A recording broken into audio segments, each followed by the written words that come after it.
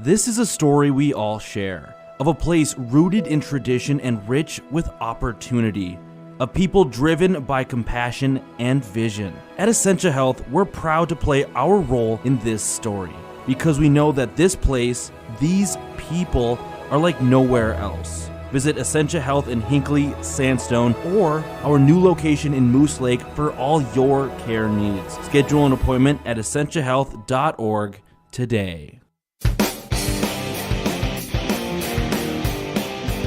Welcome into KBEK's production of high school basketball. We now send it out live at the court to Andy Beckstrom.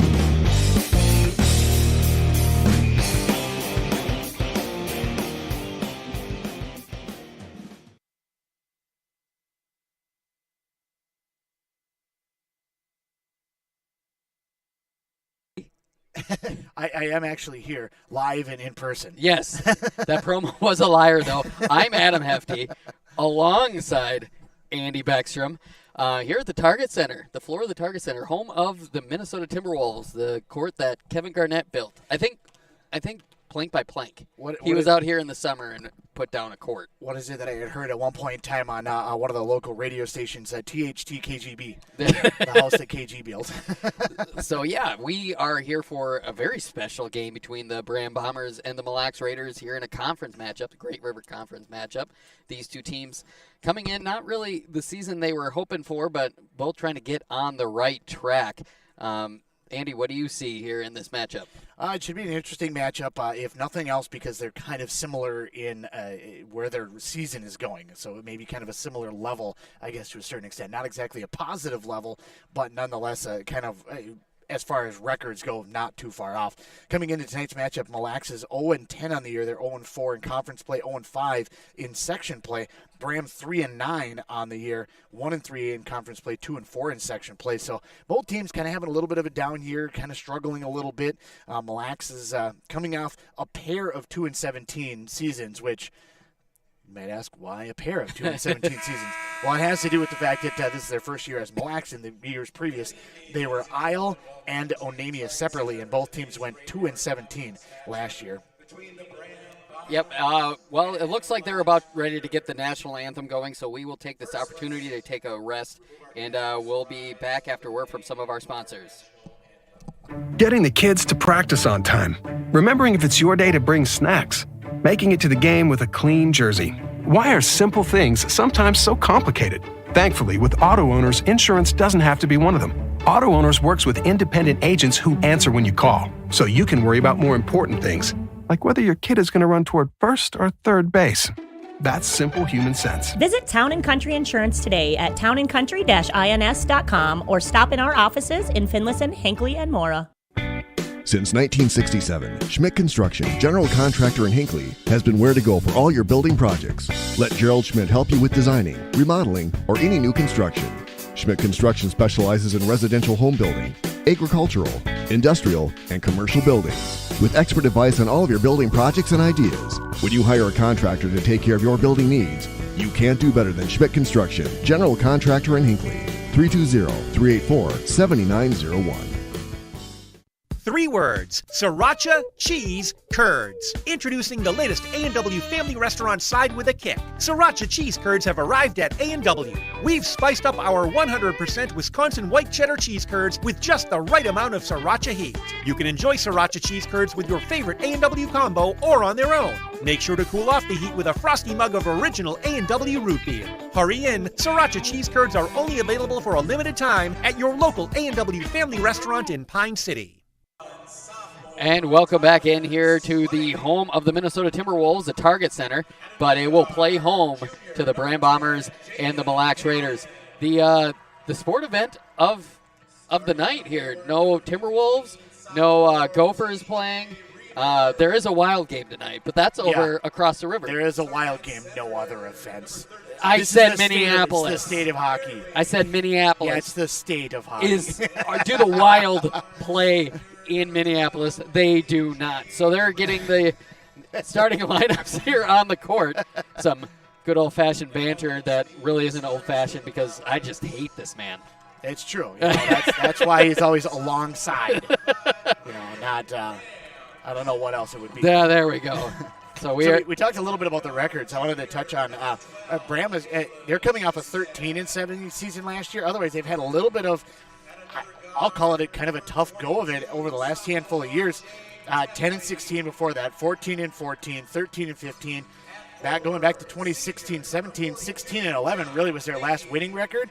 First year under Jeff Eklund, he went 31-2. That won a state championship. Yeah, that's not bad. That works. But otherwise, since then, it's been a little bit of a struggle for the Braham Bombers, something we haven't seen out of this squad in quite some time.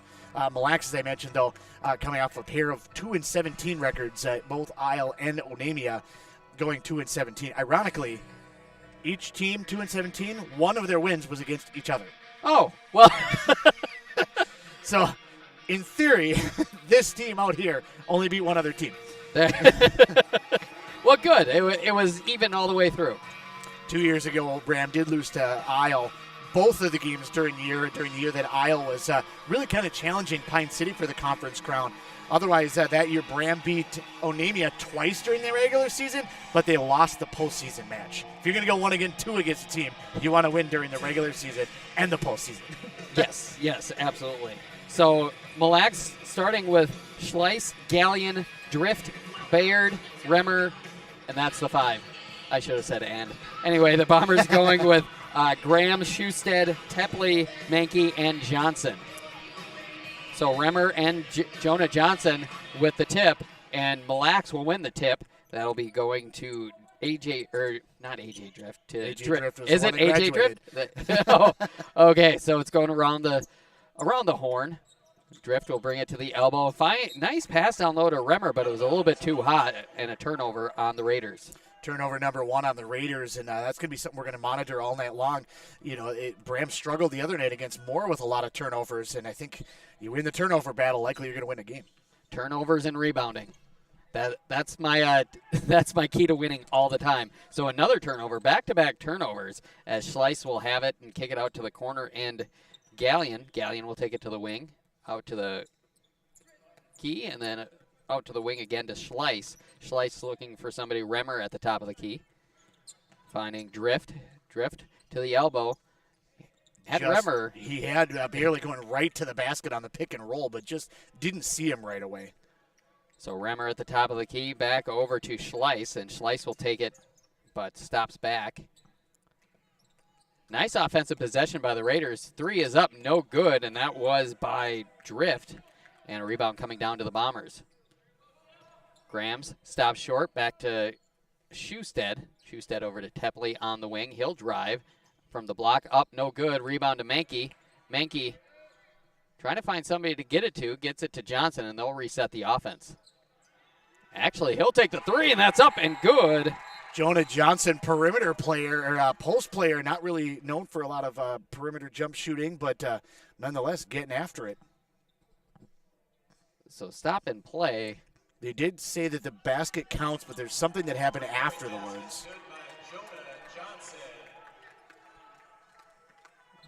So I'm not sure.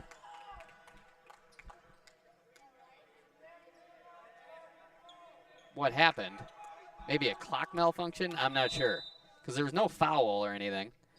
Bombers showing a full court press and nearly taken away, but Gallion will take it up the court quickly. Gallion taking it baseline. Remmer on the elbow. Gallion had a great move there on the baseline to be able to get himself free, but got himself too deep below the basket. Drift under the basket. Kind of a weird angle, not able to get it to go. Schusted will bring it up for the Bombers. On the wing, crosses over. Johnson, the hot hand. Perimeter threat. There's Tepley. Tepley gets it to Schusted. A missed steal, that's up and no good. Rebound to Tepley. Tepley up strong, and that's good. Jake Tepley, a very physical player, not afraid to bang around and be able to make his presence felt, being able to get a rebound there. Gallion will find Schleiss on the wing, gets a screen. Pick and roll. Up and no good, but he traveled first anyway. It's a great job by Jonah Johnson spinning away and stepping up on that play, because I think that Remmer thought he had an easy lane to the basket because his defender had stayed with the pick and roll, and so he thought he had an open lane, but great help side defense by Johnson. Grams will bring it up for the Bombers. Gets it over to Schusted. Graham's in the corner, being defended by Gallion. To Johnson. Johnson finds Schusted, trying to get going. He's being defended by Drift. Finds Johnson. Tepley, shot fake to the free throw line. He'll slow things down. Finds a cutting Schusted, but is taken away. Gallion quickly up the floor. But Grams went stride for stride with him to stop the fast break. Drift. Finding Remmer at the top of the key. Over to Gallion. Gallion in the corner being defended by Grams. Kind of a fake screen there by Remmer.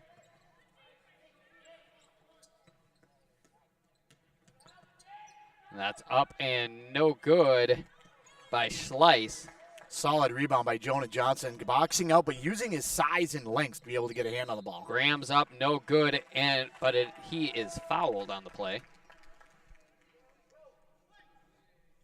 That foul is going to be on Gallion. His first, team's first, game's first.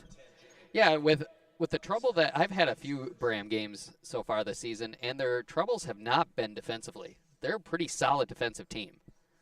And really, in the game against Mora the other night, they did kind of get run out of the gym to a certain extent. But the majority of what happened in that game was more so just a lot of turnovers on the Bombers. And then Mora did a great job in transition. They ran a fast break similar to what Braham used to run, just dominant in the years past. And all of a sudden you look up and you're down 30. It was less a half-court set and more just what they did defensively and being able to get out and run. Grams hit both free throw, making it 7-0 here with 14:23 left to play in the first half. Schleiss over to Remmer from the elbow. That's no good. Schusted with the rebound. Braham went into a zone defense on that one, trying to be able to trap in the corners. Tepley up and good. Jake Tepley's so tough. He led all scorers, or led the Braham Bombers rather, in scoring the other night against Mora. Tepley just playing since 6th grade was his first year. He was a karate kid before then. And he said, hey, why don't we give basketball a try? Like Cobra Kai karate kid? Or a different dojo? Yep. I suppose after somebody swept the leg, he had to change into something else. Remmer will take the inbound, gets it to Gallion. Gallion being defended by Grams. Trying to find somebody close to a 5-second call, but able to get it to Schleiss. Still no scoring for Mille. 9-0 is the Bomber lead. Drift out to Remmer. Remmer will have it to Gallion. Bram doing a really good job switching on the fly. Jonah Johnson switching back to Bayerly. He had initially all of a sudden ended up on Drift, which was a little bit of a mismatch just because of the speed of Drift, but they did a great job kind of on the fly being able to switch defenders back.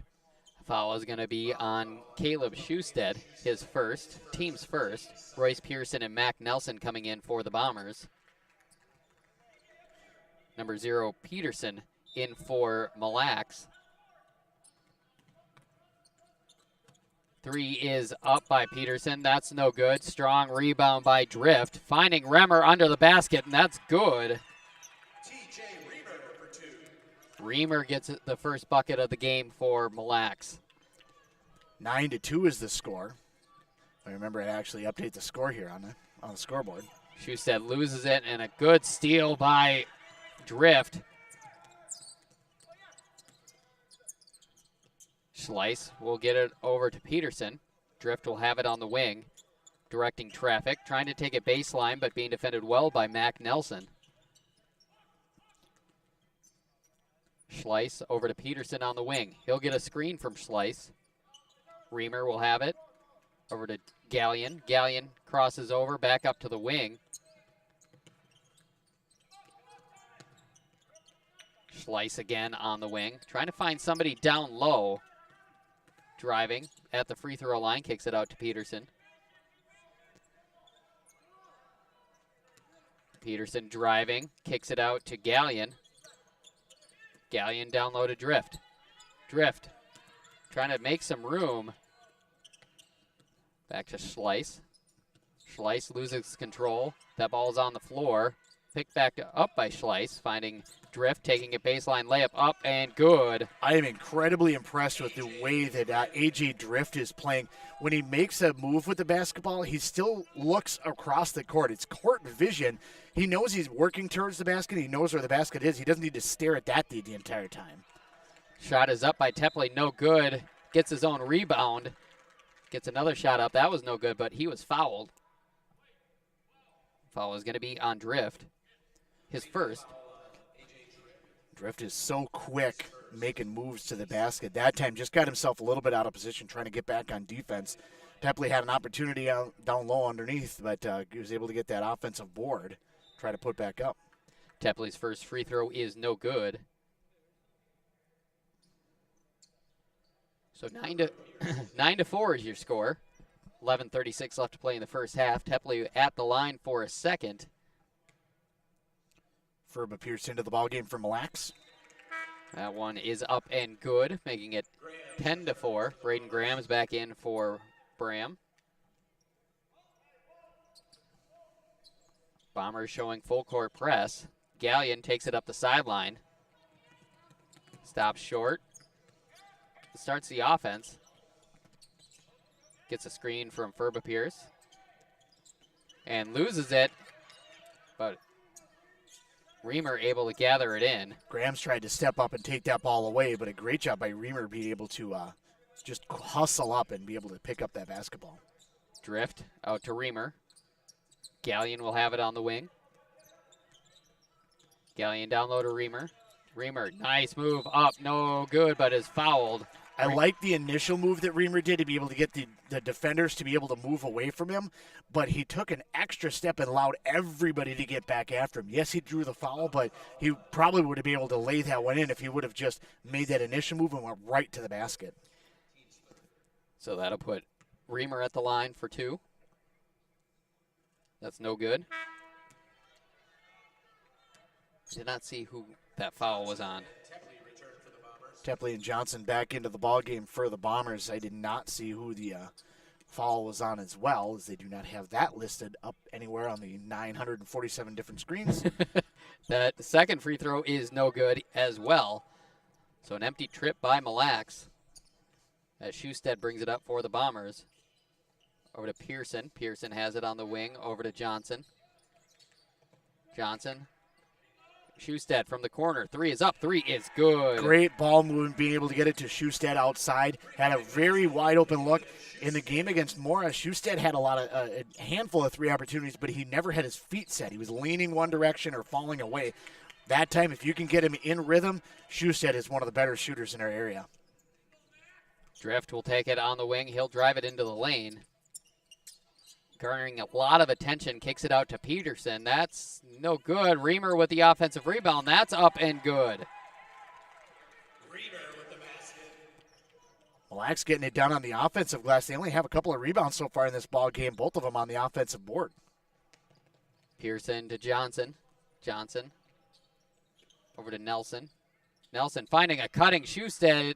Good. Nice cut by Schusted and a great find by Mac Nelson. Timeout on the floor called by Coach from the coach of Mille Lacs. We'll do the same. We'll be back after word from one of our sponsors. All of us at Aquarius Home Services want to wish you the happiest of holidays. It's a time for joy and laughter, spending time with family and friends, and a time for, well, holiday stress. As your local authorized Connecticut dealer, Aquarius has the perfect gift for your family and home that will help relieve some of that stress. Amazing worry-free water. Whether it's city or well water, with Connecticut's on-demand efficiency, holiday cleaning is a breeze. You'll enjoy spotless dishes, cleaner laundry, shiny fixtures, and drinking water you can trust. Those are just some of the joys the world's most efficient water treatment system can provide. How about the gift of less bags of salt to lug up and down the stairs, and eliminating all those plastic water bottles? A healthy, happy family in a clean, comfortable home is the best gift you can give. And Aquarius Home Services can help make it happen. We'll even do it for 25% off a new Connecticut water system. It all starts with a free water analysis. Simply visit ConnecticutMN.com and schedule today. Aquarius in Connecticut, earning the right to be recommended.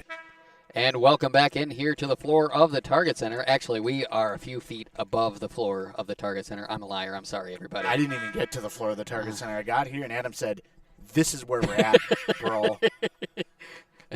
All I wanted to do was step on the court. I wanted to be cool. Everybody knows my use of the word bro is above no other. Prevalent. Yeah. Prevalent. Word cloud type word. Not that we've never been to the floor of the Target Center before. We have done numerous games at the floor of the Target Center in the past. Gallion will get it to Reamer at the elbow. Peterson will take the three. That's up, and that's good. Peterson, 1 of 3. He's had a couple of open looks. It's hard to say that he's forcing the ball because really the other 2 that he missed were still good looks. But that one he's able to knock down. Johnson will get it to Pearson. He'll drive. No shot as he is fouled on the way through.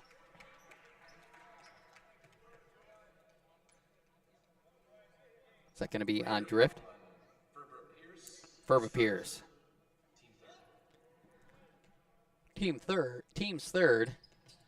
Schusted inbounds it to Pearson. That's up, no good. Ball on the floor, picked up by Jonah Johnson. Nelson driving. Ball on the floor again, but that'll come up to Schusted. And Schusted will reset the offense for the Bombers. Pearson over to Johnson. Johnson will take another 3. That's no good. And that'll go out of bounds. Turnover on the Bombers. Jonah Johnson, the hot hand, 1 of 2 from downtown. That's 50%. That'll get you the Hall of Fame. Oh, easy. 9 minutes left to go in the first half. 15-9 is the Bomber lead. I think if we were to talk to Jesse Johnson, I don't think he shot quite 50% for his career from downtown. So, Reamer, shot fake. He'll drive. Up, no good. Johnson with a strong rebound. And Schusted will take it up the sideline. A little bit of physical play. Nothing bad, but a little bit of physical play there. Johnson, a kind of a bigger guy, not giving up position when he got inside. Pearson wide open. Up, blocked by Drift. Good recovery by Drift. Great play by Drift to be able to knock that ball away. He was already in the air, but he was able to recover to it. Peterson's 3 is up and good. That's his second of the night. I haven't seen a lot of Mille, but it looks like you don't want Peterson to get going. Definitely looking good from downtown. Again, it was kind of like Shu said, you get him in rhythm and they get an opportunity. Tapley will take the 3. That's no good. And Schusted is going to be called for he stepped on the end line. So 15-12 is the score. Mankey back in for Pearson.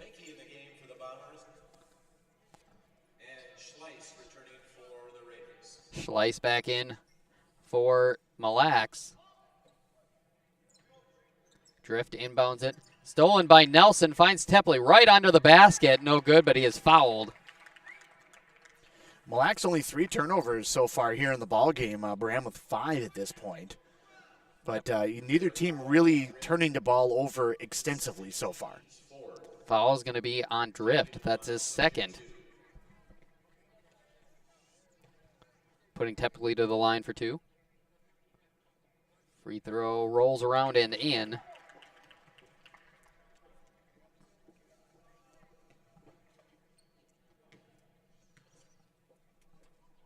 Second free throw is no good. Short. Rebound by Ferba Pierce.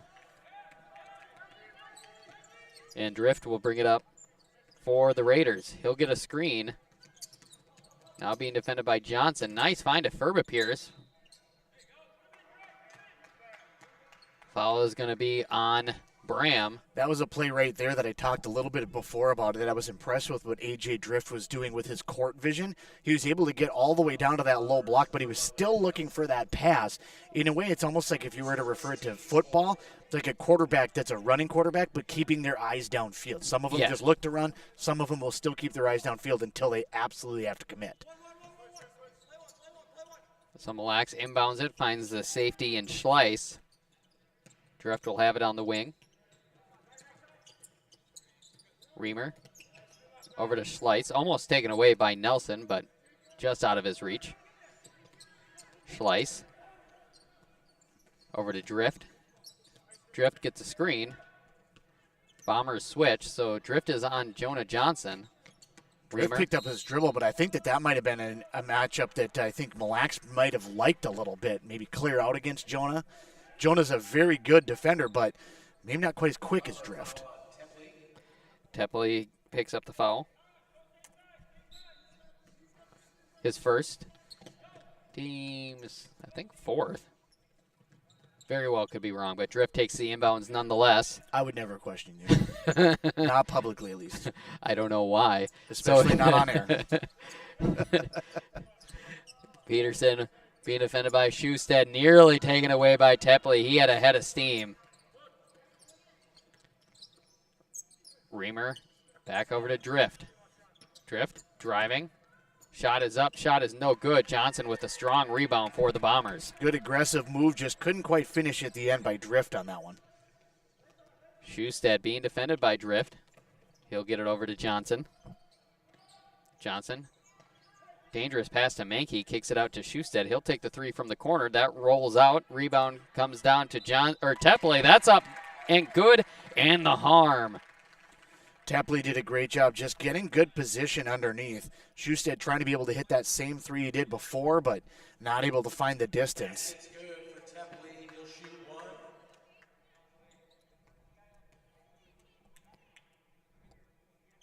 It's hard to keep track of these fouls. They sometimes call it, they sometimes don't. But Tepley at the line for the bonus, or for the extra one. Lyle Nelson checks into the ball game, replacing Jonah Johnson. Lyle Nelson is like the quintessential try-hard.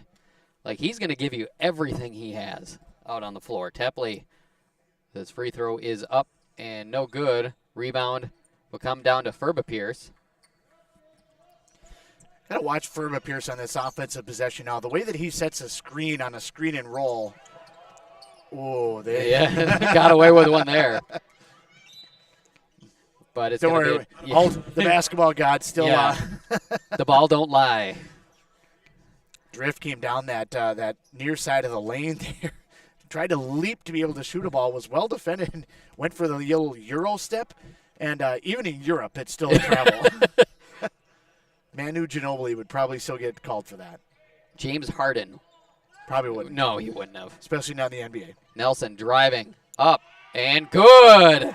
Lyle Nelson comes on strong. I think Reamer was trying to set up for a screen, leaned back and fell back, but I don't know that there was ever any contact at all.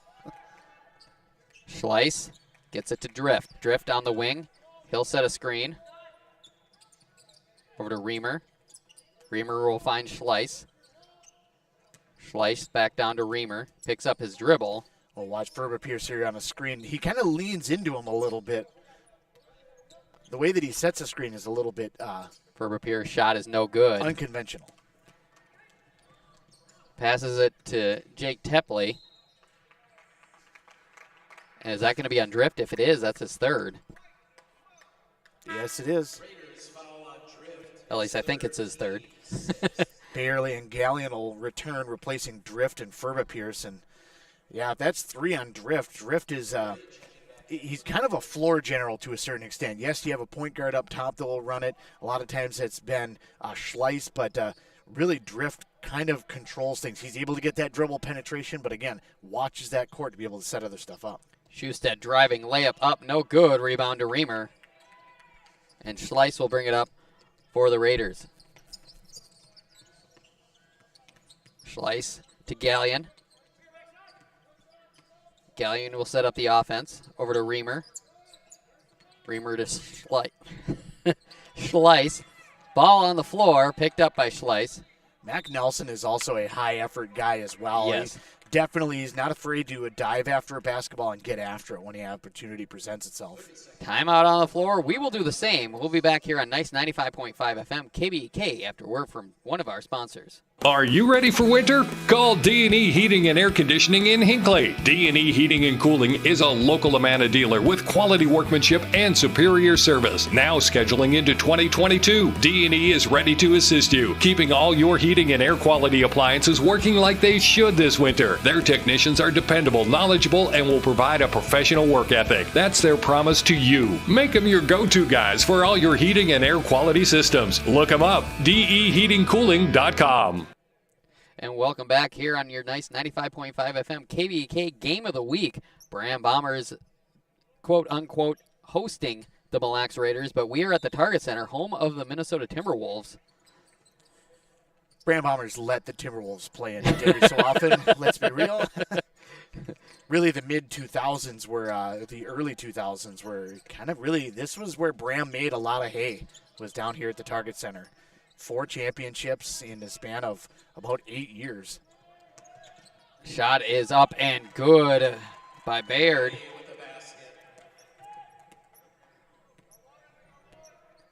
So 20-14 is the score. Schusted will bring it up for the Bombers. Get a screen, driving, layup up and good. Schusted's really quick and is able to get to the basket. Moore did a really good job closing on him and not allowing him all the way to the basket, which forced him more of a perimeter game the other night. But he's doing a really good job being able to get people to clear out inside as he makes that move. I mean, he's fast, but I think he's more quick than anything. That first step is real fast. Peterson finding a rolling Reamer. That's up and good. Tough shot by Reamer. Gets it to go. Just kind of kept that high and was able to keep it away from the Bombers. Otherwise, he was in a tough spot initially. Schusted gets a screen from Nelson. And an offensive foul is called. That's going to be on Lyle Nelson. I think it's a moving screen on that one as Nelson tried to be able to get him free and be able to help shape Gallion a little bit, but Gallion doing a pretty good job defensively, trying to be able to stay in front of Schusted. Nearly taken away by Nelson. A lot of near takeaways by the Bomber defense. Kicks it out to Gallion. Gallion on the wing. Finds Bayard. Schleiss. Which is not fair, and it's hard to say. So, Schleiss over to Reamer. Reamer will find Peterson. Ball on the floor again, but Peterson comes away with it. Reamer being double teamed. The shot is up, no good. Out of bounds, and it's going to stay here.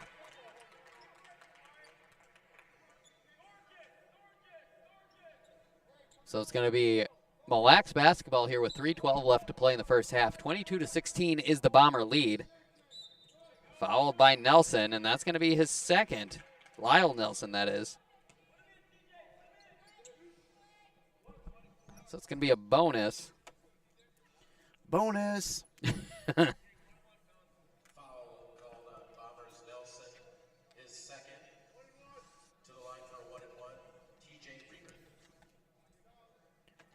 Reamer's free throw is good. Nice high arching free throw attempt. He is 1 for 3 on the night from the charity stripe. Second one is good as well. So the lead is cut to 4, 22-18. Reamer actually leads all scorers with 8 points. We'll recap all of the scoring and statistical information at halftime here in 3 minutes. Schusted driving up good. Schusted looks like he's found a mismatch offensively.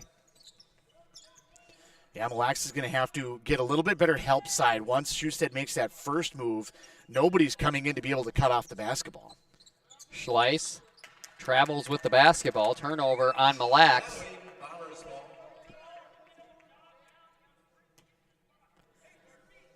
So 2:42 left to go in the first half. Bombers hold a six-point lead, 24-18. If you remember, to start the game, the Bombers started out the game on a 9-0 run. Schusted, ball fake to Mac Nelson. Mac Nelson to the corner and Lyle Nelson. Schusted will have it on the wing. Gets it down to Mac Nelson, and he throws it away, trying to get it to Mankey. And it'll go into the Raiders' hands, and Schleiss will bring it down for Mille Lacs. Peterson gets a screen. Finds Bayard. Gallion trying to break down Schusted. Schusted kind of fading him to the outside. Bayard driving, kicks it out. 3 is up by Schleiss. That's no good. Rebound to Mac Nelson, and he's got a head of steam, but he'll slow it down. Schusted driving. Mid-range jumper is no good. Ball is picked up by Bayard. And Gallion will bring it down for Mille Lacs. Loses his footing, and it'll be a travel. He might have traveled a little bit. He stepped on the block, and his foot moved probably about 2 feet. That wouldn't blame him. Maybe just check of the floor, or wipe off the shoes a little bit. Use that stickum. There. 100 seconds left. So Here's Pearson. a great Ty Lagerman likes Yes. to refer to. Nelson to Schusted. Schusted down low to Mankey. Stolen away. Ball will be picked up by Peterson, and Schleiss will bring it down by Mille. Picks up his dribble. Throws it over the head of Peterson.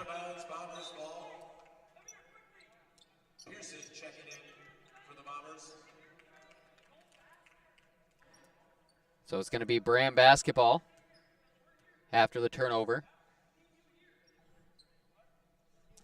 It's going to be even fun for the officials to be, being able to do a game at the Target Center, whether they're part of the state tournament games ever or nonetheless, it's still going to be fun to be down here. Schusted from the free throw line. That's good. Good, tough shot. Good fundamental. Kept his shoulders square, was able to keep his body facing the basket, and able to knock that shot down from the free throw line. 26-18 is the score with 1 minute left to go in the first half. Schleiss has it in the corner, down low to Bayard. Bayard's shot is up off the side of the rim, or off the side of the backboard, nevertheless. And Mankey loses it out of bounds as it kind of slipped out of his hands. I didn't use nevertheless the right way. No.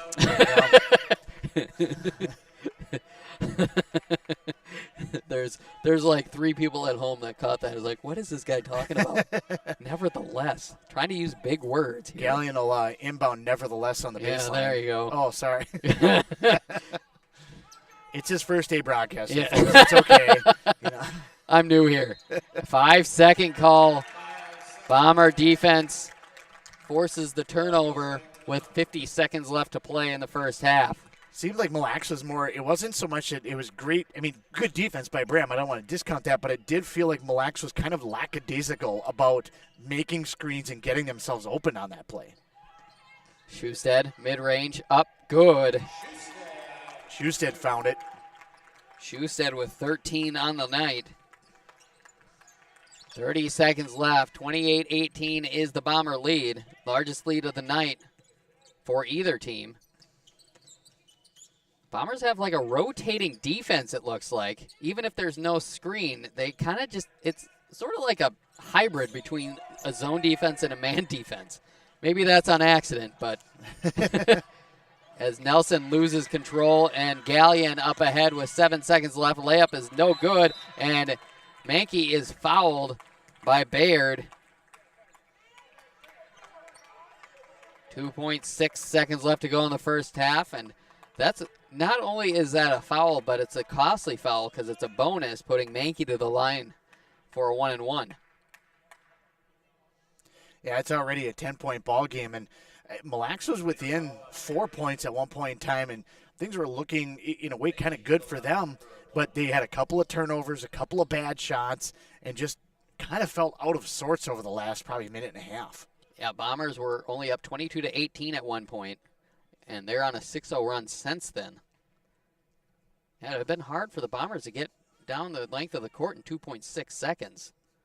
Free throw is up and falls in with the home roll. I mean, they are the home team. Yeah.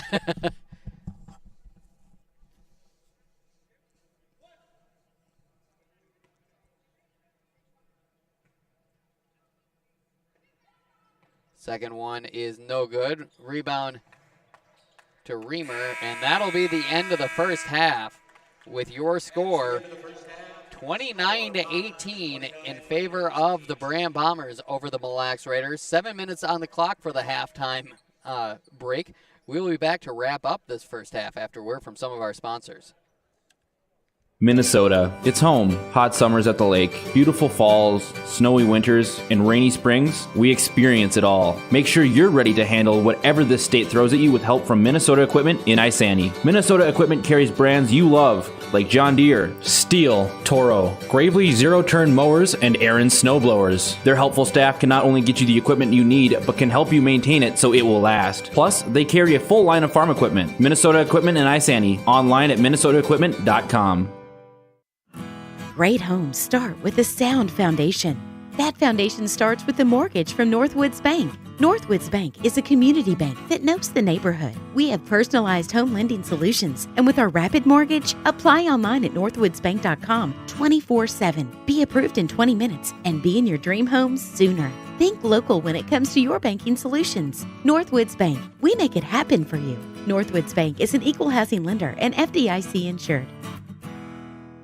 When something is important to you, you'll do anything to make sure it's protected. You want someone you know, someone you trust to help you take care of it. That's why you need to work with Pine Insurance Agency and Auto Owners Insurance. With over 50 years combined experience, let the experts at Pine Insurance Agency help you protect what's important. Whether it's your home, car, farm, insurance, or loved ones, call them today to set up a free, no-obligation quote. Your local Auto Owners Insurance Agency is Pine Insurance Agency, located in a Northridge Center in Pine City. Are you interested in a technical degree that can quickly help you land your dream career? Or maybe you've always dreamed of going to a 4-year college, but you'd like to start close to home. Either way, Pine Technical and Community College has you covered. PTCC offers more than 50 degrees in hot fields like healthcare information technology, advanced manufacturing, and business. PTCC is now accepting applications. Financial aid may be available online at pine.edu. Starting out or starting over, find your future at Pine Technical and Community College. If you've been injured in an auto accident or have sustained other personal injury, you don't have to leave town to get good representation. Spear and Swanson attorneys at law in Pine City are experienced and will work on your case with no fee until they get you money. They also handle divorce and custody cases, criminal defense, including DWI and other legal matters. Spear and Swanson is your local law firm that cares about you. So if you need legal representation or advice, call 320-629-7586. Spear and Swanson, attorneys at law in Pine City.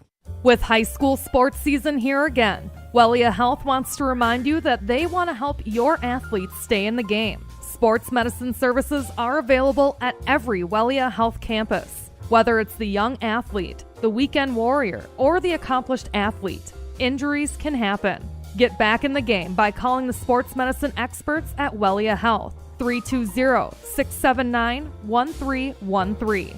Wellia Health. Live life well. This is a story we all share, of a place rooted in tradition and rich with opportunity, of people driven by compassion and vision. At Essentia Health, we're proud to play our role in this story, because we know that this place, these people, are like nowhere else. Visit Essentia Health in Hinckley, Sandstone, or our new location in Moose Lake for all your care needs. Schedule an appointment at essentiahealth.org today. And welcome back in here on Nice 95.5 FM KBEK, your KBEK boys basketball game of the week between the Braham Bombers, and the Mille Raiders. Bam, bam, bam.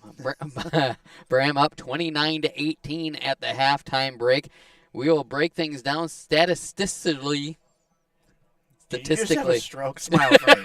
Come on, let's say some words. Because clearly there's some problems happening over here. That was a joke.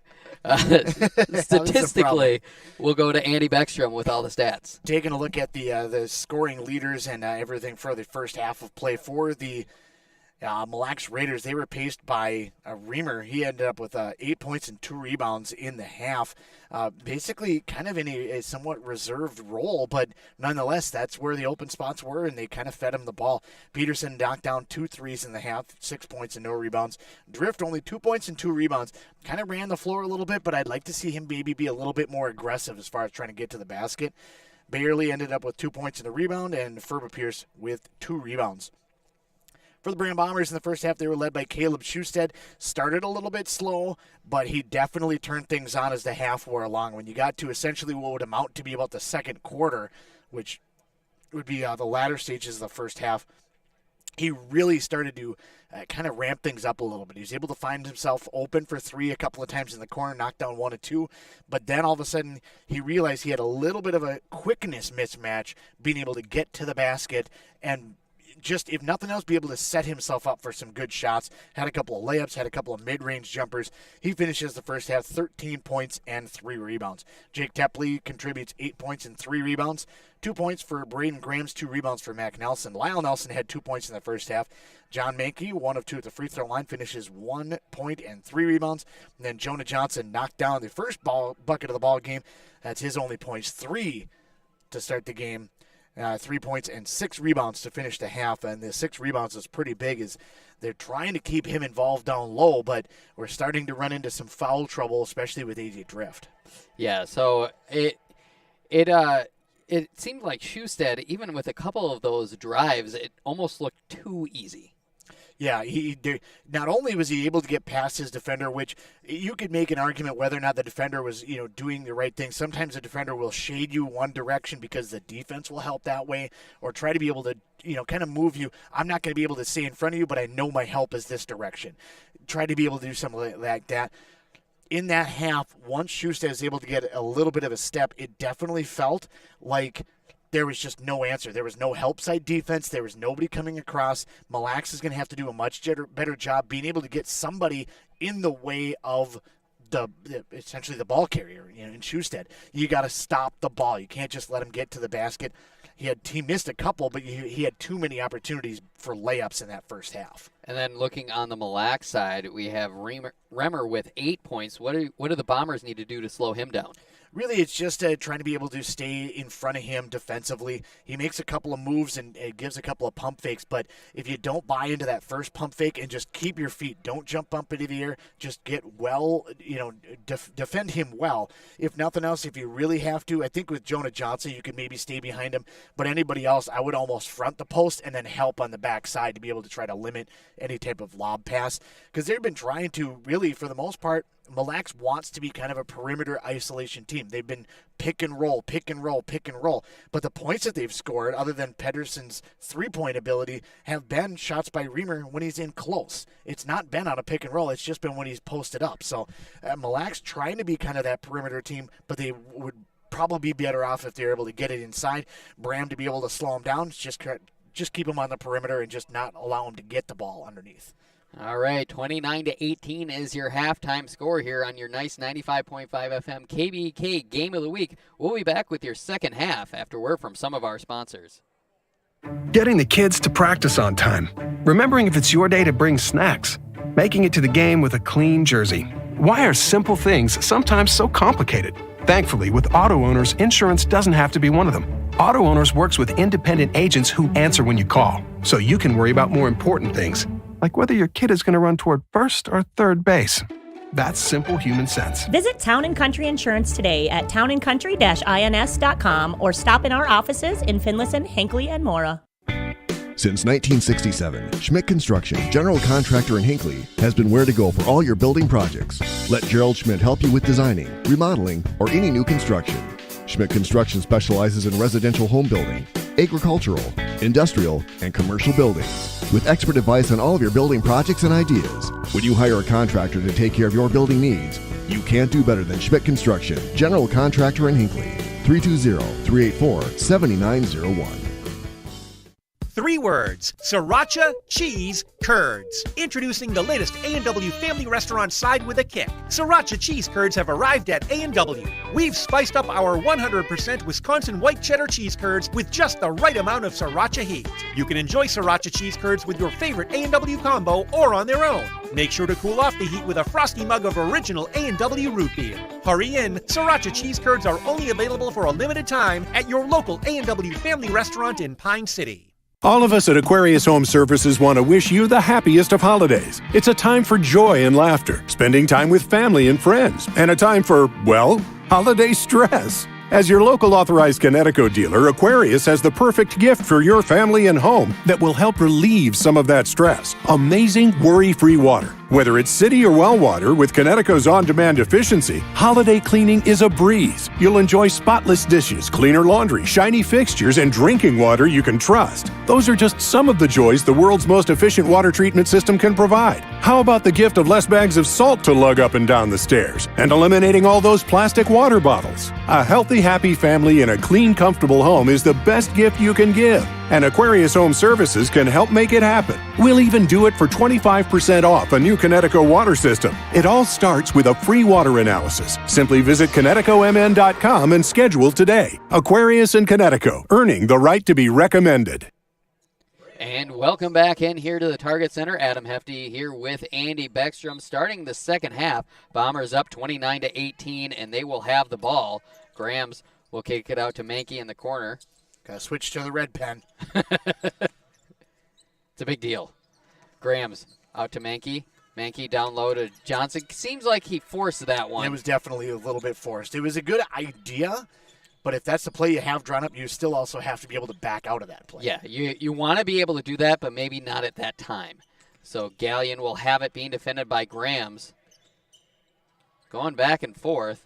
Kicks it out. 3 is up and good by Pedersen, and that's his third 3 of the night. Pedersen with 9 points on the ball game. I think he came off the bench. Schusted answers quickly. 32-21. Didn't even get the score updated right away. Drift will have it at the free throw line, playing with 3 fouls, out of bounds, and it'll be off of Drift's knee. It looked almost like Drift was going to try to feed a backdoor pass, but Gallion went straight down instead of towards the basket. It might have been deflected on the way through by his knee as well, but I think that's what he was trying to do before it kind of glanced sideways. Baird with coming back in for Remmer. Grams, zone defense being played by Mille. Schusted will have it over to Mankey. Mankey splits a double team. He is fouled. If that's on Drift, that's his 4th. It looks like it is.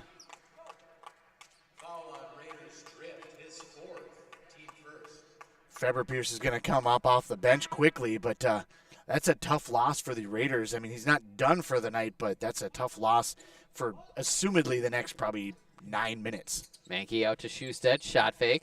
He'll take the 3, and that's short. Rebound to Johnson. That's up and good. Great job by Johnson just to get himself in a good position to be able to get that one and then tap it. He didn't force the play. He didn't try to push from behind. He just tapped the ball to himself. Pedersen gets a screen from Baird. Nearly stolen away by Tepley, but a foul is called on Faber Pierce. Ultimately, it will be a turnover on Mille. At halftime, turnovers were 10-9. Braham with one more turnover than Mille, but right now, all tied at 11. It's been a pretty close game as far as even team totals have gone. Free throw shooting, three-point shooting, not far off between the two. Really, the big difference is just the rebounding edge. And an offensive foul, an illegal screen called on Jacob Tepley.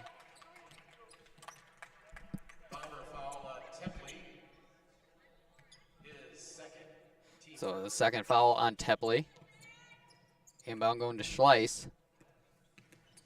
34-21 is the score. 16 minutes left to play. Pedersen trying to get it down to Baird, but it is knocked out of bounds by Tepley. Good quick hands by Tepley, being able to recognize that that's what they've been trying to do. That pick and roll game is what they want to be able to establish. And he just seen that pass coming and got his hand in the lane. Stolen away by the quick hands of Jonah Johnson. Gets it up to Schusted. Schusted traveled with the basketball. Good defensive play by Mille, forcing the turnover. Inbound. Stolen away by Grams. Bombers on a 3-on-2. Nice pass to Schusted, but it's knocked out of bounds by Baird. And it's going to be Braham basketball.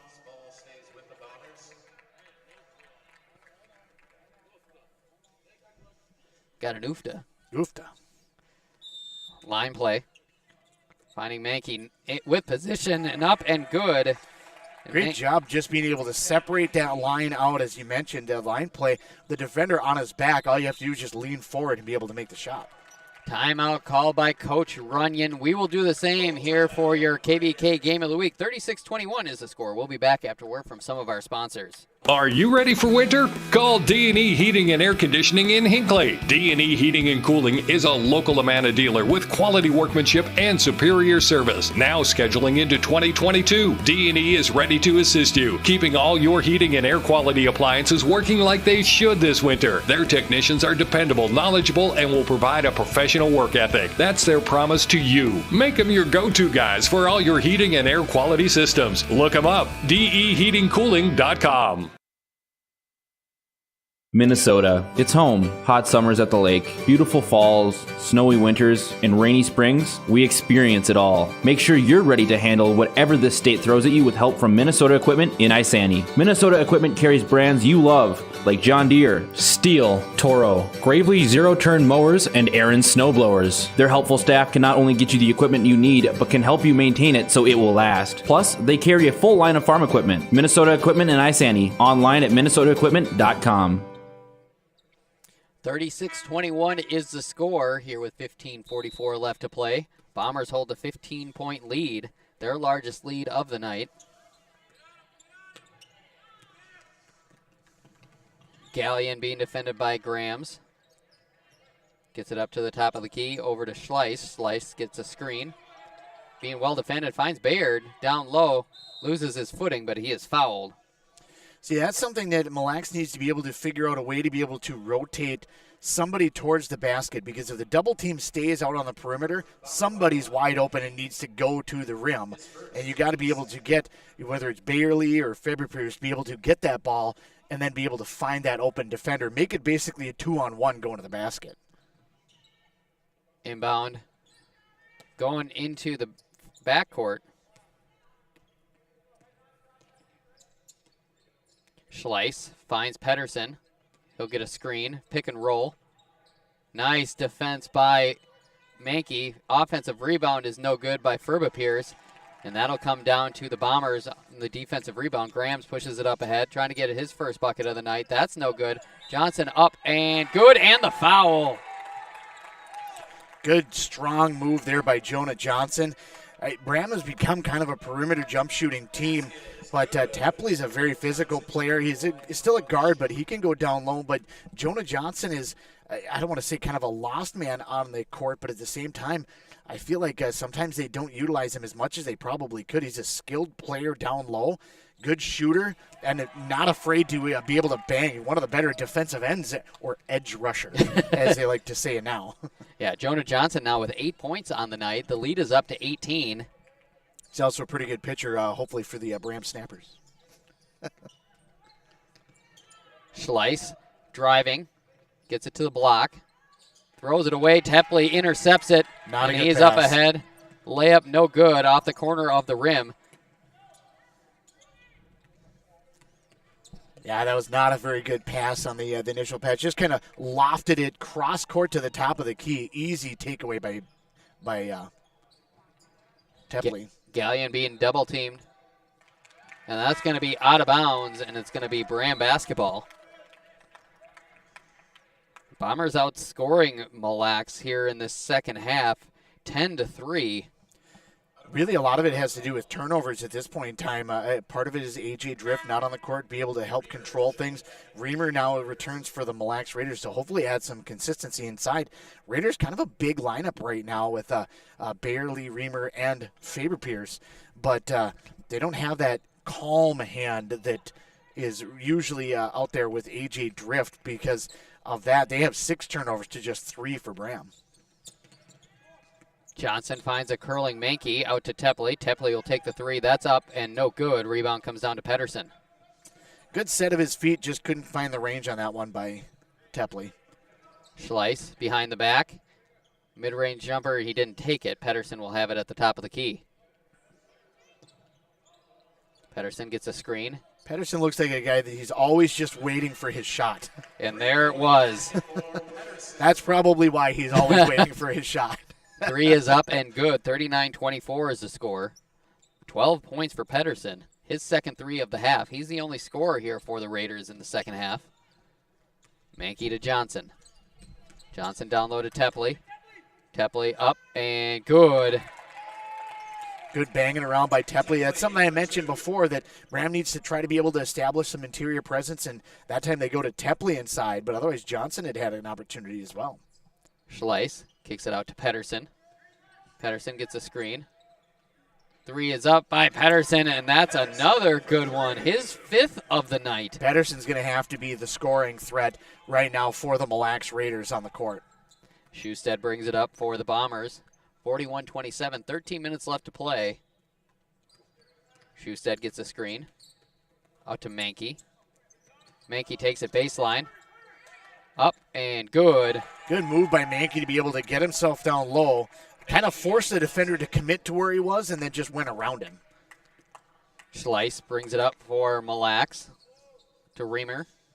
Remmer being defended by Mankey, picks up his dribble. Trying to get it down to Baird. Poked away by Mankey, and Schleiss will set up the offense for the Raiders. And he'll take it down the middle of the lane, and that's up no good. Fouled before the shot. Good move initially, just defended, came across, but otherwise a good move by Schleiss initially to be able to get himself free. Foul's going to be on Mankey, his second, team's third. Lyle Nelson, Royce Pearson, and Braden Graham's back in for the Bombers.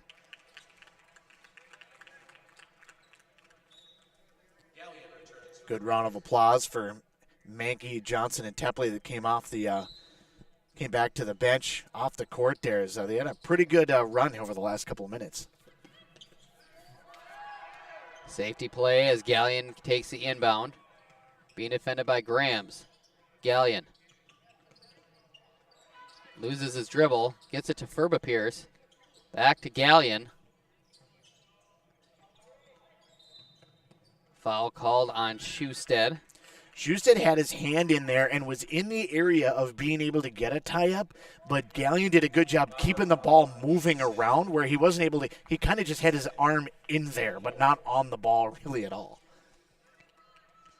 So it'll be Mille Lacs inbounding it from the sideline right in front of their own bench. Gallion takes the inbound. As Mac Nelson read that play, and pass deflection is what they would call that. PBU. Yep. Ooh, they're going to bring Drift right back into this ballgame. Remmer will take the inbound, being defended by Lyle Nelson. Gets a screen from Ferba Pierce. I don't know why they're not calling a moving screen on Ferba Pierce. It's like half the time. That's what I was saying in the first half down here, that he sets up really weird where he kind of leans into it and pushes his way for that. If nothing else, it's either moving screen or just an offensive charge.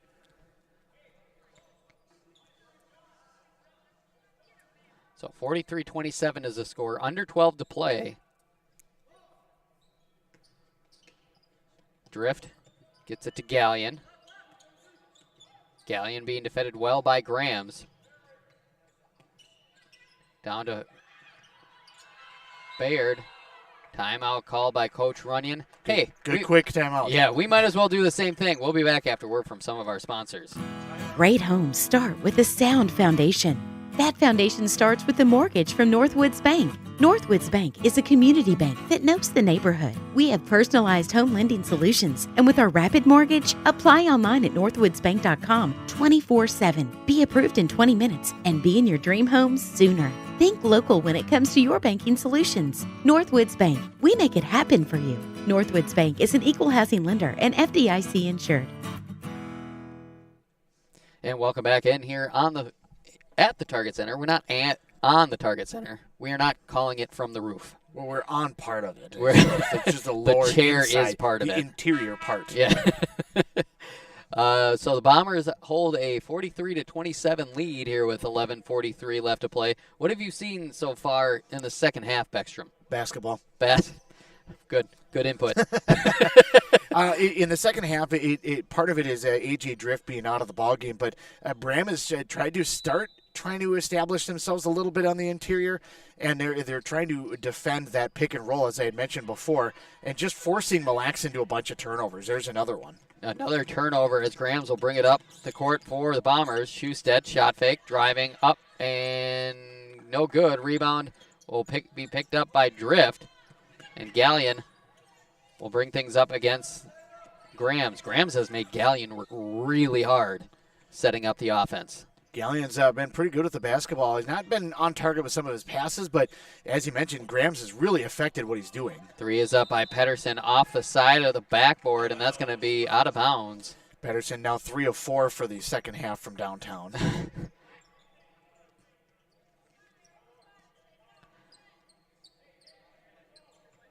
11:07 left to play.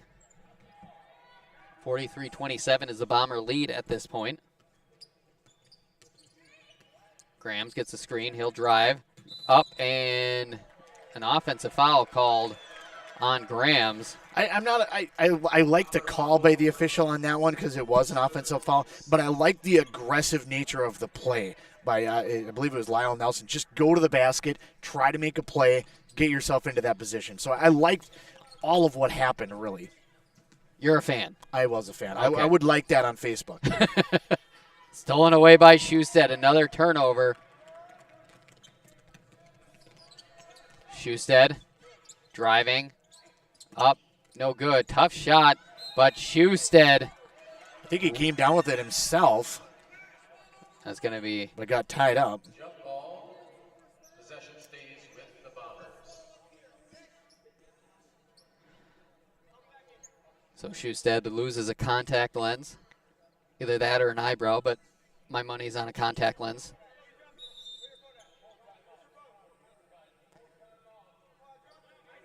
So where's your phone? I need. That's what he's yelling. Apparently, he has to tweet something. So 43-27 is the score. We will take a timeout as they will do the same here on the court. We'll be back after word from one of our sponsors. When something is important to you, you'll do anything to make sure it's protected. You want someone you know, someone you trust to help you take care of it. That's why you need to work with Pine Insurance Agency and Auto Owners Insurance. With over 50 years combined experience, let the experts at Pine Insurance Agency help you protect what's important. Whether it's your home, car, farm, insurance, or loved ones, call them today to set up a free, no-obligation quote. Your local Auto Owners Insurance Agency is Pine Insurance Agency, located in a Northridge Center in Pine City. Welcome back here on Nice 95.5 FM.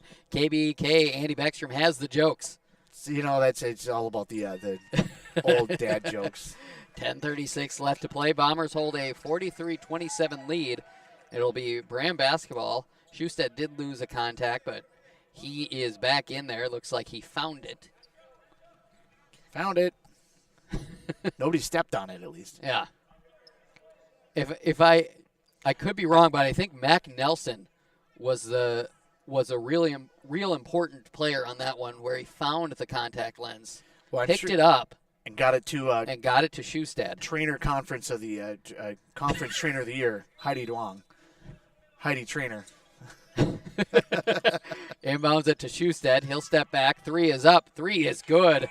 Whoa, if he can start hitting step-back threes, look out. That was a great job by him to be able to just get himself set. He didn't have an open shot, but just took that one dribble, but still had his feet underneath him. So Galleon being defended by Grams, gets it down low to Drift. Foul is called. That's going to be on Nelson. Lyle Nelson has 5 fouls to give. Tepley and Jonah Johnson back in for the Bombers, giving Lyle Nelson and Royce Pearson a rest. 10:18 left to play. Bombers hold a 19-point lead, and Drift will be at the line, as this will put the Raiders in the bonus.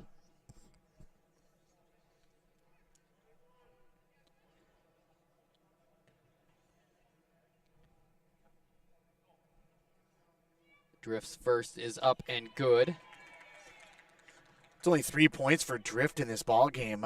Saddled with some foul trouble, especially in the second half, but he has struggled to really find his offensive game in tonight's matchup. He's kind of been that floor general, as I said. He was able to get some dribble penetration to be able to get a kick out, but they're just not hitting the shots that I think they need to be able to hit. I think it would have been nice if he didn't have foul trouble to maybe see him get a little bit more offensive in the second half.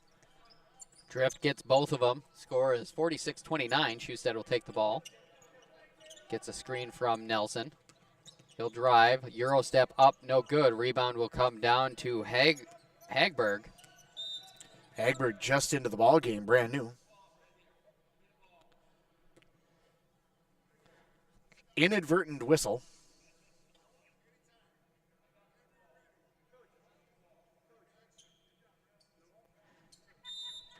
So it'll be Mille Lacs basketball. Gallion brings it up for the Raiders. And they kind of leave him on an island. He's gotten it across the timeline every time, but it hasn't been easy. Drift. Down low. Nice pass. Up and good by Baird. That's a beautiful high-low game. We've seen it in the past with a couple of different teams that have had some solid post play from multiple players. And this is one of those squads that does have a couple of people with Reamer, Barely, Drift, and Ferba Pierce where they could be able to do some high-low stuff. Mac Nelson will take the three, and that's good. Good fundamental. Mac Nelson, if you don't see it on the replay, he just quick looked down to check his feet, make sure he's behind that line, and then hammered the three. 49-31 is the score. Driving is Drift up, no good, but he is fouled by Schusted. And if it is on Schusted, that's his fourth, I believe.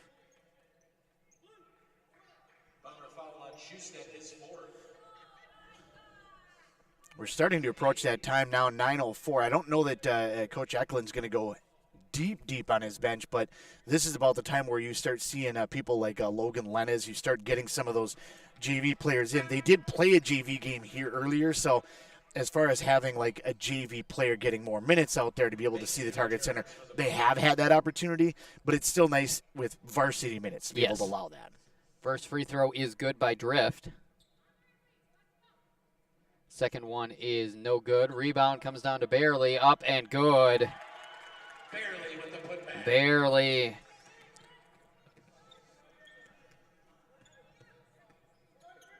Has 6 on the night. Lead is cut to 15. Johnson to Mankey. Mankey will get it to Tepley.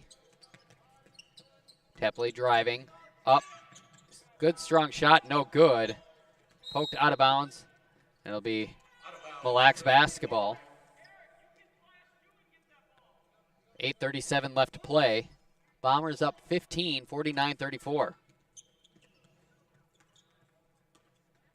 Gallion brings it up the sideline. Trying to find somebody to get it to. I'm open. Stolen away by Nelson. Nelson up ahead. Layup up. Good, and the foul.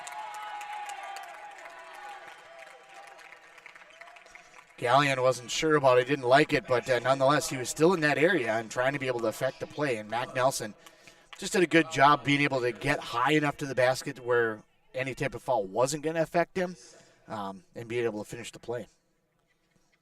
Nelson's free throw is no good. Rebound down to Pedersen.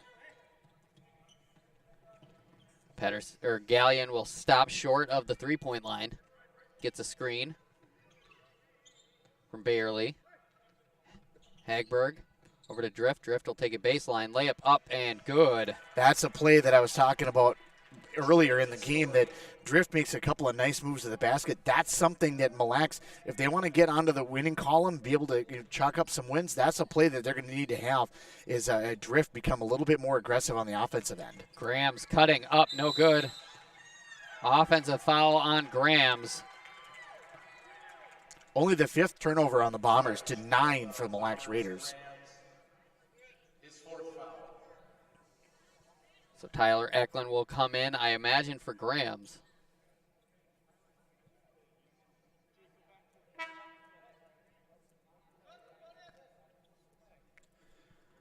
So it's going to be Mac Nelson, Jacob Tepley, Tyler Eklund, John Mankey, and Jonah Johnson. Pedersen, Gallion, Drift,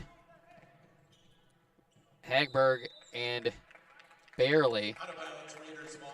It's going to be out of bounds, and it'll be Raiders basketball. 7:40 left to play. Braham holds a 51-36 lead. Schleiss will replace Gallion. Mille Lacs they've gone a little bit on their bench, bringing in Hageberg, but otherwise they haven't gone real deep on their bench. This is kind of an opportunity to be able to play some of those JV players with the varsity starters. Stolen away by Tyler Eklund. Up ahead, gets it stolen away, but Nelson is there, up and good. Mac Nelson picks up the pieces. Good defensive play by Eklund. Eklund had a couple of plays in the JV game where he just bodied up the point guard and just took the ball away. Now he knocks it away again. It'll be out of bounds and Mille Lacs basketball. Out of bounds, white ball. Raiders.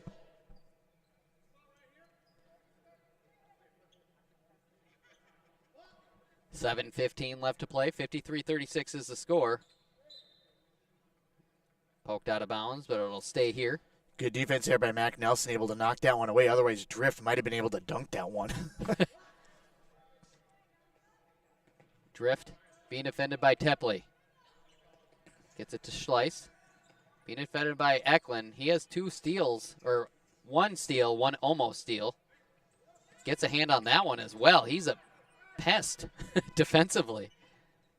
Drift got away with a push-off. Nice pass down low to Pedersen. Pedersen gets it to Schleiss, stolen away by Nelson. Nelson quickly up ahead for the Bombers. He'll stop short. Over to Tepley. Tepley, shot fake. The runner is up, no good. Johnson over to Mac Nelson. Over to Tyler Eklund for 3, no good. Jonah Johnson with the offensive rebound. Throws it to Tepley, out of bounds, and it'll be Mille Lacs basketball. Jonah Johnson has 5 rebounds already here in the second half, 3 of them on the offensive glass. He is just 1 bucket away from a double-double. That'll work. Inbounds it to Schleiss. Behind the back. Gets a screen from Pedersen. Pedersen. Hand on the ball again. Schleiss. He's a lot smaller because he looks like he's in about 4th grade just on the varsity court with them. But he reminds me a lot of Ryan Larson, if you're familiar with Braham basketball lore in days gone by, playing Division I basketball at Wofford. Tepley, shot fake. Jump stop. Blocked. Mankey is there and gets it to go. I don't know if I think it was blocked, but it was the perfect little pass. 55-36, under 6 to play. Drift brings it up for the Raiders. Takes it baseline. Euro step up, no good. Rebound to Jonah Johnson. That was still a good move and a play that I liked. It Drift again made a quick move, called for the screen, and just took it himself. Johnson over to Nelson. Mac Nelson. Down low to Mankey. Mankey back out to Nelson. He'll take the 3. That's good. Mac Nelson with the second 3 of the night. And Nelson 2 of 2 in the second half. Has all 10 points here in the second half. The lead is 22. Drift at the free throw line finds a cutting Pedersen, stolen away by Mac Nelson. He does it on the defensive end as well. Euro step blocked by Drift. Traveled with the basketball. Turnover on each team on that one. Really good defensive play by Drift on that one.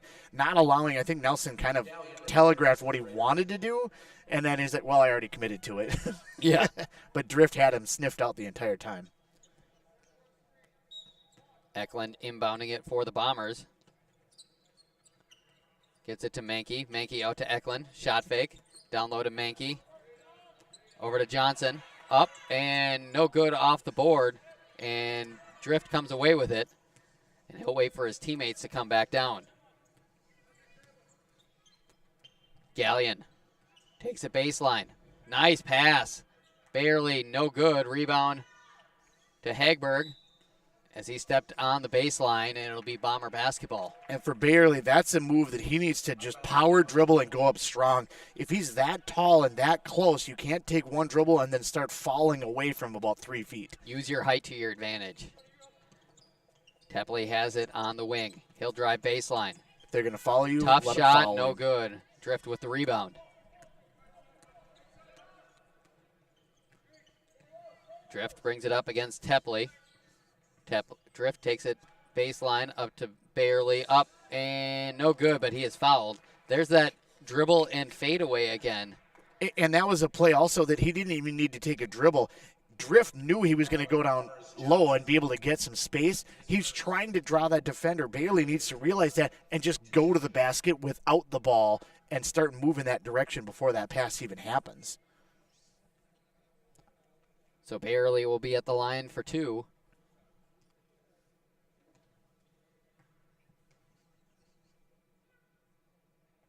That's no good.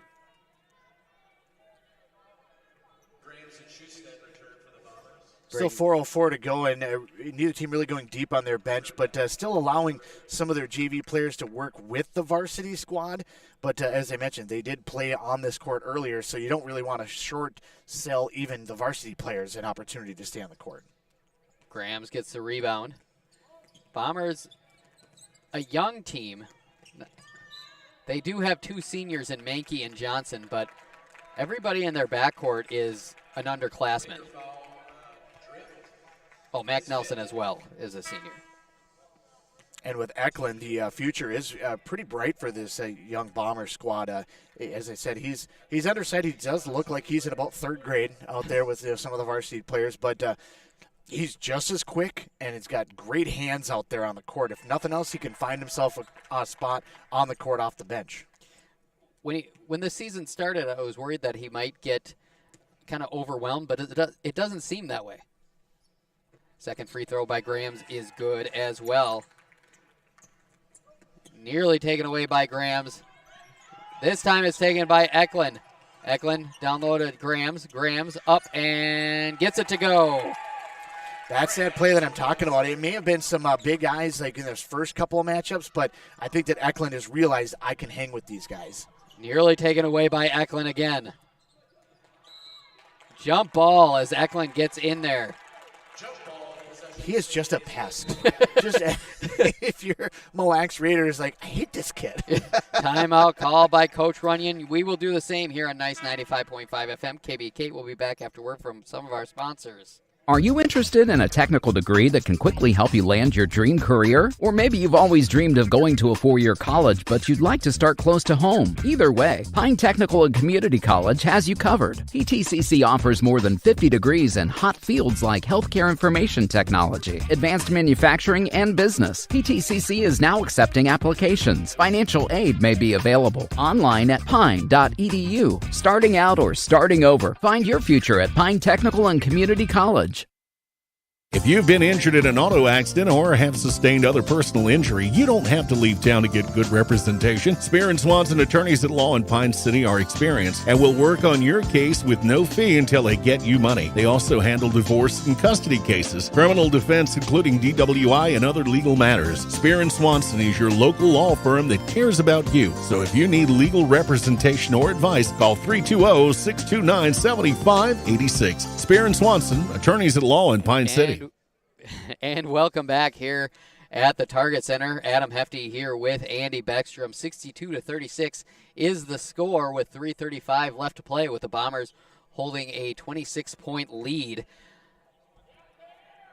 Both teams getting some of their bench players in. I don't have a number 5, so I'm sorry, I don't know who that would be for Mille Lacs. It's a Braden Grams for Johnson.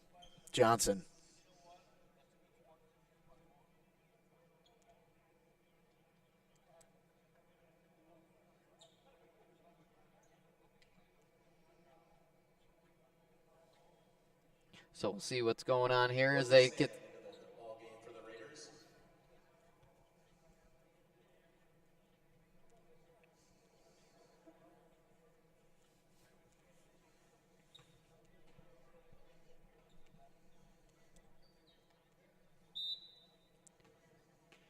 Mille Lacs inbounding it. Finds Remmer down on the block, being defended by Mankey. Out to Gallion. Gallion will bring it out for the Raiders. Being defended by Jonah Johnson. Good fight by Jonah to be able to just work through the screen. Taken away by Tyler Eklund. Why not? Eklund up with the harm. No good, but he is fouled. Kind of leaned in. He leaned in, not out of control, so it's not going to be a charge, but he leaned in just to be able to kind of expect contact to set his body for that shot. So even by the youngster, he's doing some pretty smart things out there.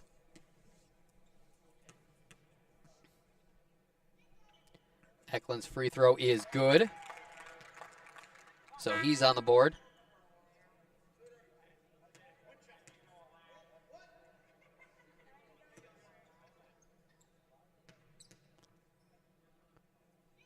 Second free throw is no good. Jonah Johnson with the offensive rebound gets that one to go, and I believe he has a double-double now. Such good touch there by Jonah Johnson. And yes, that does give him the double-double.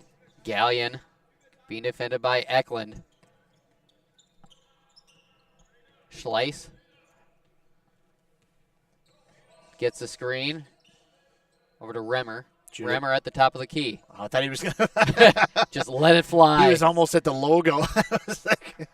And why are we not surprised? Tyler Eklund gets his hands in there and goes out of bounds, though. So it'll stay Mille Lacs basketball. Mac Nelson in for the Bombers.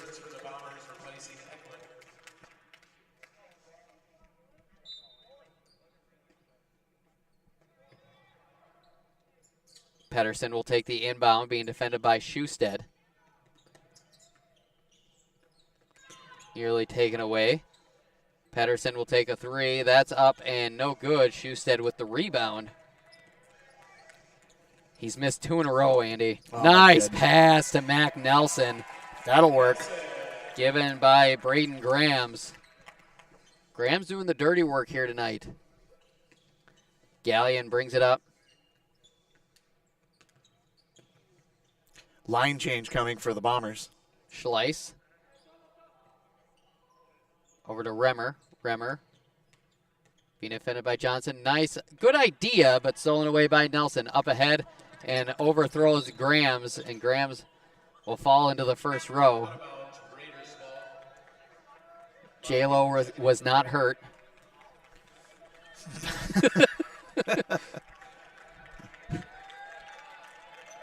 That says a lot about how old I am if that's the first celebrity I think of. Gallion brings it up for the Raiders. White, Snedeker, Lotz, Lee, and Nielsen in for the Bombers. Glad you knew all those names. I didn't have to worry about it. Well, a lot of these players are in my son's grade, so I actually coached a lot of these players. So, oh, that explains a lot. So Schleiss at the line. Free throw is up and good.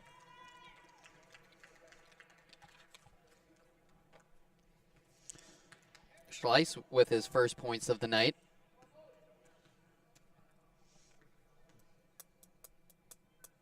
Second one is no good. Brenny Lee with the rebound. And Nielsen will bring it up for the Bombers. This is going to be kind of a weird comment to be able to make, and maybe I should save it for the post game. But at the same time, I can see in this game why Mille Lacs coming into this matchup doesn't have a win. But at the same time, I don't understand how they don't have a win. Because they've played well at certain points, made smart plays, good offensive sets, played decent defensively. So I can see both sides of it. Yeah, they have good players. Drift and Remmer have real talent, and they have ball handlers. Gallion wasn't able to do anything with his ball handling, but he was able to sustain the offense with his ball handling. Free throw by Schleiss is good. Yeah, Schleiss and Gallion did a really good job on the perimeter, being able to just maintain the basketball, but every time that I'd see Gallion would make a nice crossover, get himself well free. He was either away from the basket or he was just looking to all right, now I'm comfortable for a second. He wasn't trying to get free to make a move. He was just trying to get himself comfortable.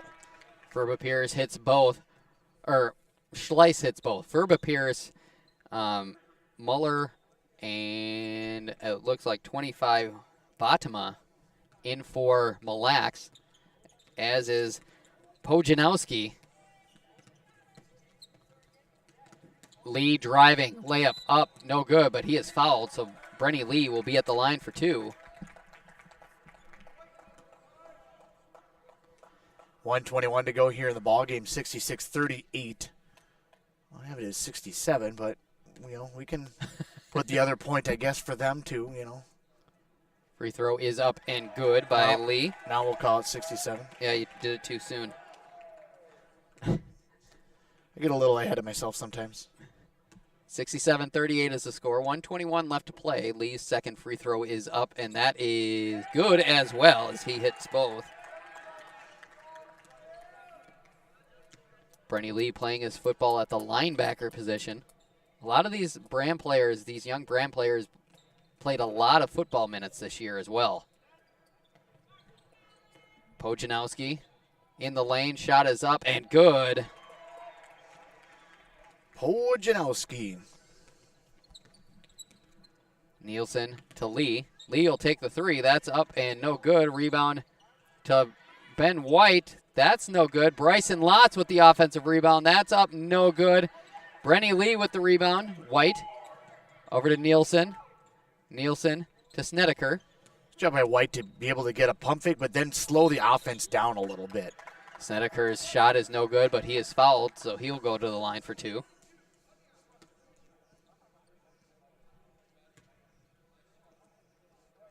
It's one of the harder things to do is just play it like a regular JV game when you got all of the JV players out there, but everybody wants to score their varsity points. But at the same time, it's the exact same players as the JV game was earlier. So Ferber Pierce with 5, he's going to have to leave. Hagberg back in for Mille Lacs. Ferber Pierce finishes with 3 rebounds, 1 offensive. Second free throw is good. So Snedeker on the board. 36 seconds left as Mille Lacs brings the ball up the court with Muller. Muller driving. He'll step it back. Finds 25 Batama. Blocked by Lotz, and Lotz will bring it up the court. Nice pass to Snedeker. That's up and no good. Lotz fights for the offensive rebound. Up and good, and the foul. Bryson Lotz will go to the line for the and one. Good fight by Lotz just to not give up on the play and use his height. He's got height and some size, and he can be able to kind of push himself around a little bit, be able to get good position on a basketball.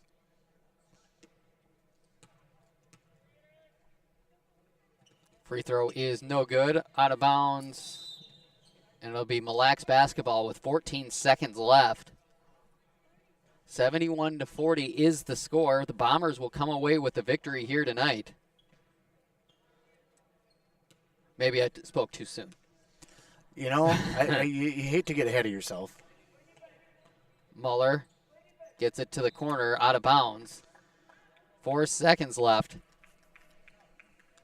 I think the clock operator wanted to keep it going, but 4 seconds seems like a long time to just let it flow. White inbounding it. Finds Nielsen. Nope, it's going to be stolen by Muller. And up and no good by Hagberg, and that will be the final from here at the Target Center. The Braham Bombers defeat the Mille Lacs Raiders 71-40 here in Minneapolis. We'll be back to wrap things up here from the floor of the Target Center after a word from some of our sponsors. With high school sports season here again, Wellia Health wants to remind you that they want to help your athletes stay in the game. Sports medicine services are available at every Wellia Health campus. Whether it's the young athlete, the weekend warrior, or the accomplished athlete, injuries can happen. Get back in the game by calling the sports medicine experts at Wellia Health, 320-679-1313. Wellia Health. Live life well. This is a story we all share, of a place rooted in tradition and rich with opportunity, of people driven by compassion and vision. At Essentia Health, we're proud to play our role in this story because we know that this place, these people, are like nowhere else. Visit Essentia Health in Hinckley, Sandstone, or our new location in Moose Lake for all your care needs. Schedule an appointment at essentiahealth.org today.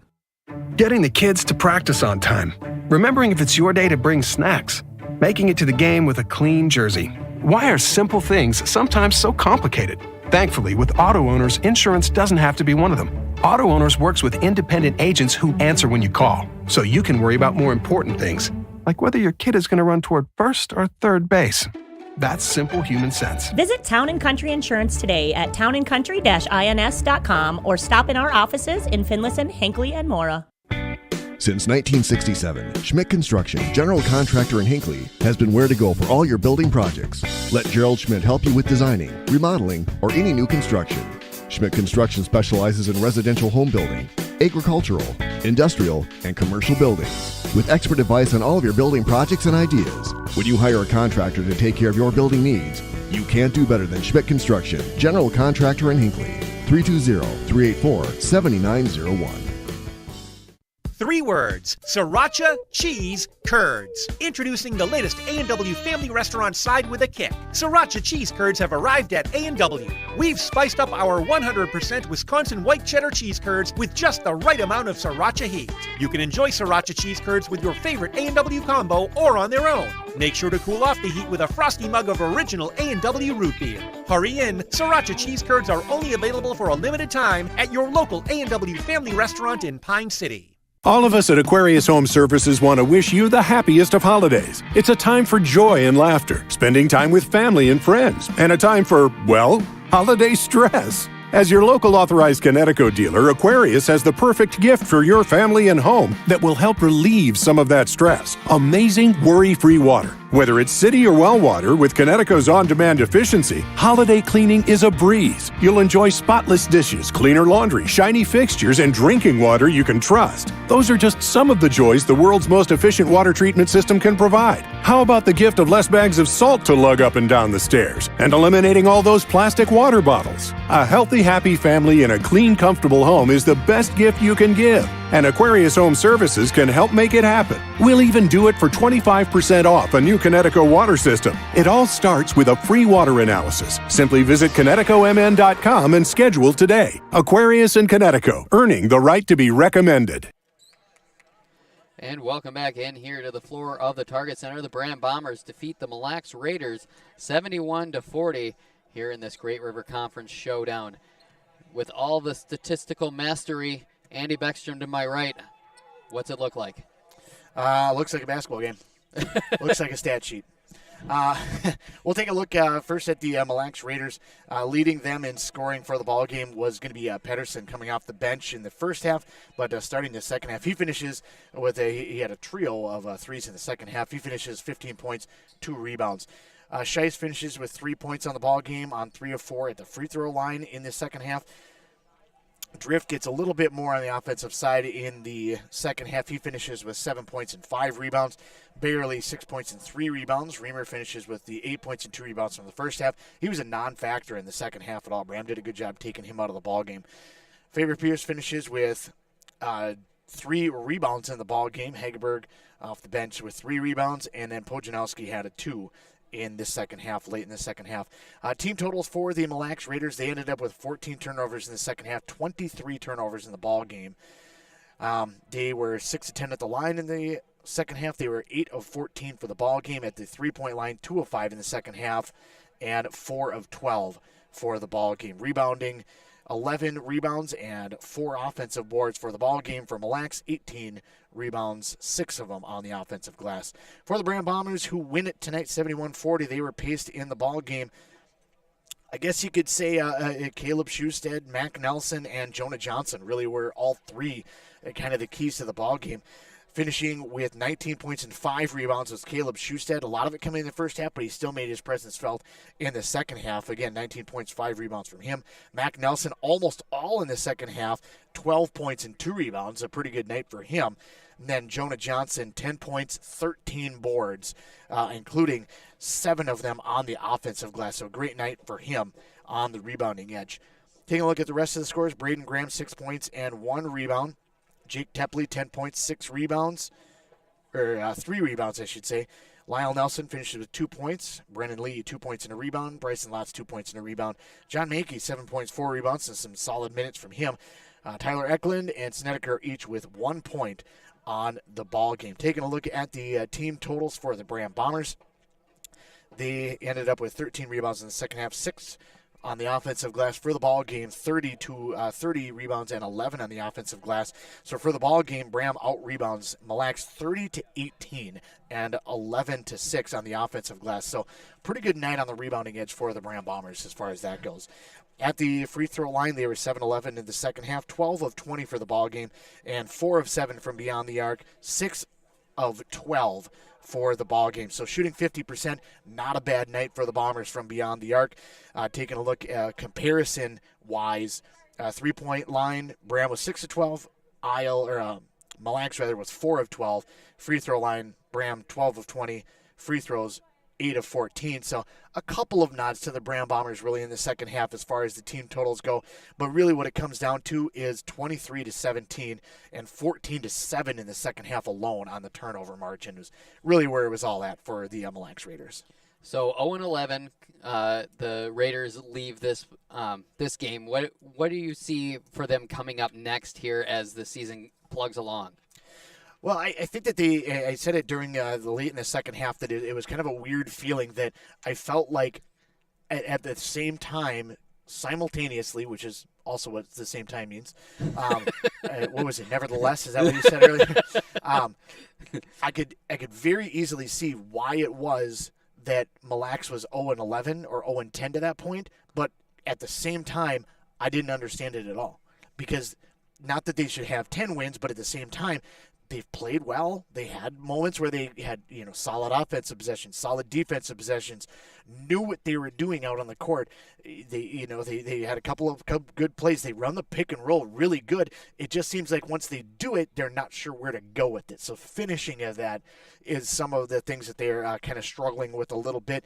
And I think that that's something that the coaching staff probably works on during practice is what do you do when you get that good pick and roll? When you turn to the basket and there's nobody there, you know there's going to be a defender coming. Either you stop and you shoot that one, or you take a hard dribble and you look for somebody coming across. You got to be able to realize when you get a pick and roll on this side, you're now already a 3-on-2 going to the basket. So somebody's open at that point in time, and that's something that Mille Lacs seem to struggle with a little bit. And I think that they'll probably find their way to, I don't think that they'll go over on the year, but they'll find a way to a couple of wins. But that's some of the things they got to work on, and then just cleaning up what they're doing as far as turnover margin. I think that Gallion handled the ball pretty good, Slice handled the ball pretty good, but Drift has to be way more aggressive on the offensive end. Yep, and then when you look on the Bombers side, what do you see coming up forward for the 4-9 Bombers? It's definitely a huge dichotomy of the two different games that I've seen of theirs. It's the only two games I've seen this year, but both of them in the span of just this week. They kind of got run out of the gym by a very, very tight defensive, quick, full-court run-out type of ball club in the Mora Mustangs earlier this week. And then they did basically kind of the same thing. They slowed things down and controlled things against the Mille Lacs Raiders. If they can get into a half-court set, they can be able to get some things going. But they face a team that runs up and down the court. It's a little bit tough. I think that if it were to be me, I think that if you're Coach Eklund, I'd like to see a little bit more, not forcing things, but a little bit more trying to be able to get the ball to the interior. Got a guy like Jonah Johnson, who's a big physical presence on that inside. You don't have to get him to score a bunch, but just push it in there. That's going to draw the guards down a little bit, and that's going to free some threes for Tepley, for Schusted. Tepley can play on that low block as well. That's some of the things they got to maybe work inside out, and that can free some of their guard play up a little bit. All right, and as we close up tonight, what do these two teams have coming up next? I have apparently a stroke coming up. The Mille Lacs Raiders, they fall to 0-11 with the loss. Their next matchup will be on Tuesday night at the Ogilvie Lions. For the Braham Bombers, they now move to 4-9 on the year. Their next matchup will also be on Tuesday. That will be at Rush City. I think my next game might actually even be that game. Hold on, let me just bring up my old nope, I take it back. My next game is actually tomorrow, but that Tuesday I have actually boys hockey on that one. My next game will be tomorrow, Pine City girls hockey at Mora. And I will be in Braham as the Bombers host the Rush City Tigers in girls basketball. If you want to see where we will be next as a station in the WCMP family of networks, find us on WCMPradio.com. Look under the sports tab, and the broadcast schedule will be on that. Yeah, you have anything else to add? No, I think you said it all. All right, well, thank you to all the sponsors for jumping on board. Thank you to all of you either listening on 95.5 FM or watching us on YouTube. Thank you to Josh, and who's running the board as they're turning off the lights on us. It's beautiful. Gotta go. What, friends skate to endless love in the dark? All right. Well, that's our cue, so we better get out of here. Thank you, Andy, for joining me out here. Thanks for having me. All right. Have a good night, everybody.